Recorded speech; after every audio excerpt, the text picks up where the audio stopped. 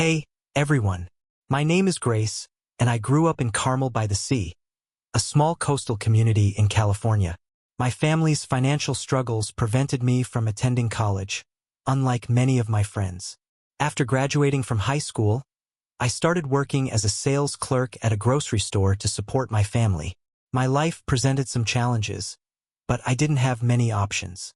In early 2020, at the age of 25, I met and married my husband, who was 3 years older than me and worked as an auto mechanic at a small garage in town. Given that he was a calm and quiet man who exuded trustworthiness, I hoped that we could start a stable life together. I was aware of my responsibility to help provide for the family. My spouse is of Chinese-American descent. My mother-in-law is American, but my father-in-law is from my husband's family, which is unique because it combines two different cultures. My mother-in-law, a typical American woman, is quite open and friendly, always trying to preserve traditional American family values. She has a modern lifestyle and frequently participates in community activities such as yoga sessions and other social events. She is gentle and polite and always shows concern for me, at least on the surface. My father-in-law, on the other hand, carries the traditions and conservative thinking of an older generation of Chinese men. He is about 52 years old, a man who appears calm on the outside but is unpredictable on the inside. When he initially arrived in the United States, he worked in construction, and after retiring, he transitioned into a small managerial role in a machine shop. He still acts as the spiritual leader of the family. After we got married, although our life was not rich or luxurious, I used to feel content because we lived a simple life, working together and sharing the small joys of daily life. I believed that as long as we were together, everything would be fine, but what I did not expect was that the mental and physical deficiencies gradually eroded our initial happiness. To be honest, despite his physical strength and size, my husband struggles with sex. The problem is huge, but I don't know how to fix it. He frequently has premature ejaculation, and every time it happens, I can't hide the disappointment that rises in my heart. I tried not to let it affect our relationship, but the repetition gradually made our life more boring and empty, especially since after more than a year of living together, we still don't have children. D is the oldest and only son in his family.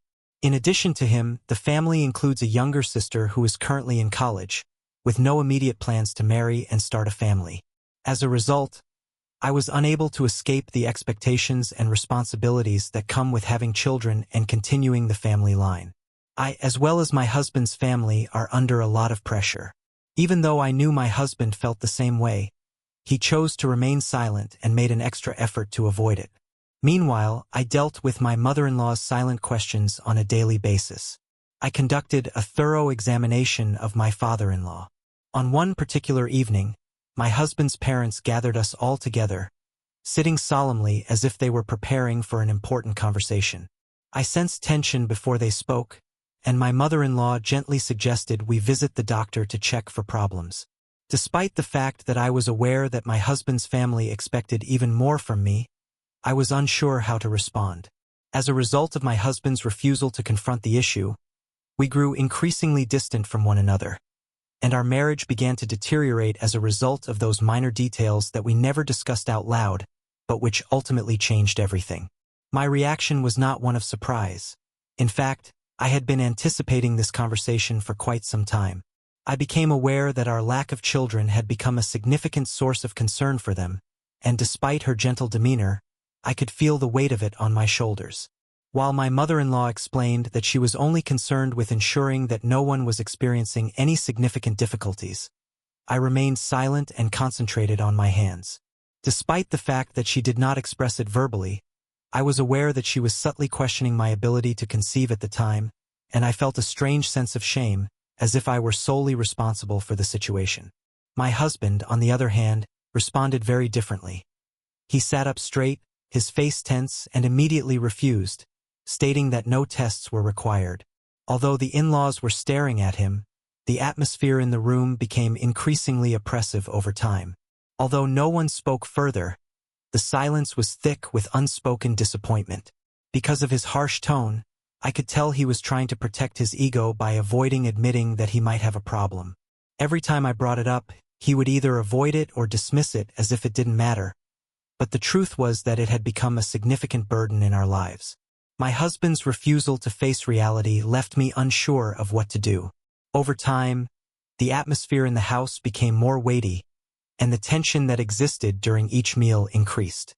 In addition, whenever I saw my in-laws, I felt an invisible pressure pressing down on me.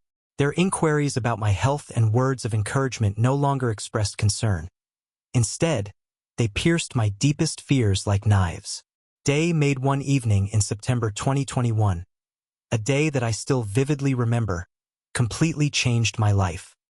He attended a party at work, which resulted in him arriving home late. My mother-in-law had a yoga class with her friends as usual, so it was just me and my father-in-law at home. I never thought that he could be a danger to me at that time. I just considered him a family member, even though my relationship with him was never very close. After a long day of work, I went to the kitchen and prepared dinner for both of us. I didn't give it much thought, as it was simply a routine meal shared between two family members. I vividly remember my father-in-law sitting in the living room, his eyes staring at me with a peculiar expression, but I didn't give it much thought at the time. As usual, I invited him in for dinner. He stood up and walked slowly into the kitchen. Even though everything seemed normal, I felt uneasy that I had covered my mouth and couldn't escape. All of my pleadings seemed to go unheard, and he held me tightly while doing so. I wanted to scream and push him away, but he covered my mouth. My surprise persisted throughout the day. He assured me in a quiet voice at the start of my pregnancy that he would help me conceive in order to accomplish this. Despite my internal feelings of disgust, I was powerless to stop him before I could react to his words. I could not stop him. Because everything happened so quickly, I was powerless to resist the terrifying feeling I was having. Because of how quickly everything happened, I was unable to do so. I collapsed, crying and holding my head, overcome by feelings of shame, disgust, and fear. I felt so overwhelmed by these emotions. I collapsed because I was so overwhelmed. At that moment, I feared I was about to suffocate to death. In contrast, my father-in-law, who seemed composed and unaffected by his emotions, made it clear that he had taken this action to make sure the family prospered. Making sure the family was successful allowed him to achieve this. I was in a state of confusion and despair when he got up and left that night, acting as though nothing had happened. Pretending that nothing had happened, he acted accordingly. I didn't have the guts to tell my husband about it, even though I wasn't sure how to handle the situation. I was worried it would spiral out of control if I did it. Until it was too late, I lacked the courage to tell him about it. I chose to keep quiet, hoping to stifle the pain and terror I was experiencing. As I had reached a point where I could no longer protect myself, I attempted to protect myself by saying this. Following the initial incident where things had changed, I acted as though nothing had happened and nothing had changed. I tried to live my normal life, keeping things going as if nothing was unusual, but every time I faced my father-in-law, I couldn't dispel the feeling of shivering in fear the way he looked at me. It was no longer the indifferent calm look like before.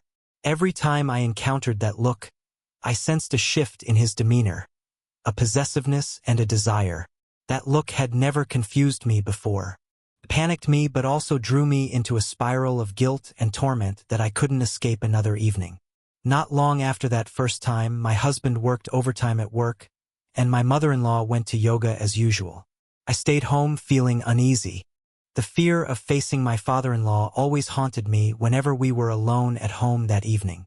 When he walked into the house, I knew the worst was about to happen again. There was no more avoiding eyes or restraint like before. This time he walked straight towards me, and before I could realize what was happening, he pulled me into the room. Everything happened so fast I had no time to react or resist. The door closed behind us in the small space, and I could feel his heavy breathing right next to my ear. This time he was much more forceful. I attempted to push him away, but it only drew him closer, forcing me to accept that there was no way out of this situation. My feeble resistance only strengthened his determination. Despite my fear, I was amazed by his skill even in that terrifying moment. My father-in-law, even at 52, had a strength and ability in bed that I had never seen in my husband. My husband, despite his tall appearance, was always weak and hasty in intimacy, which gradually made me feel disappointed and distant. But my father-in-law, even at 52, had strength and ability in bed that I had never seen in my husband. My husband, despite his tall appearance, was always weak and hasty in intimacy, which gradually made me feel disappointed and distant. But my father-in-law, on the contrary, knew exactly what he had to do. Every action and every gesture was full of control and power. I didn't want to admit it, but I felt it deep down. I felt something I had never felt with my husband. Pleasure mixed with guilt and fear combined with shame. I didn't know what to do. I just knew that I had been drawn into something that I couldn't free myself from. After it was all over, I sat down, my heart heavy, but my father-in-law acted as if nothing had happened, as if it was a given part of life that I had to accept. I became even more secretive whenever my husband was away from home or my mother-in-law was busy. It became an opportunity for him to approach me every time I saw him. I could feel the tension in the air, but there was also something that pulled me towards him despite all my reason and resistance. It was a complex feeling, a mixture of hatred and repressed desire that I could not resist and could not break away from this sinful relationship. We both knew our actions were wrong, but we couldn't stop. I found myself sinking deeper into this relationship, trapped between guilt and emotions. I could not control it. About a year later, I gave birth to a baby boy, the child that my husband's family had long awaited as a release from the pressure that had lasted all this time for everyone. It was happiness, a sign that the family was complete, but for me, it was an obsession, the result of a terrible secret that I had to bear alone. I looked at my son, both loving and painful, wondering if he knew anything about the circumstances of his birth. The moments I held him in my arms, I clearly felt the heaviness in my heart. After the birth of our child, my husband and I moved out. Having a child brought my husband some joy and peace of mind, but I was aware of an invisible wall separating us. We had completely lost the closeness we once shared. Every time I looked into my husband's eyes, I felt like I was hiding something unforgivable. My conscience was always tormenting me, a feeling of guilt that clung to me every day. I couldn't tell him the truth. I knew that if I confessed, everything would fall apart. Our life, our family, our children, everything would collapse. In order to keep the pain inside and live in a suffocating silence every day, I didn't have the courage to face that consequence. I had to pretend that everything was fine and that I didn't have a terrible secret, but deep down I always felt the rift between us.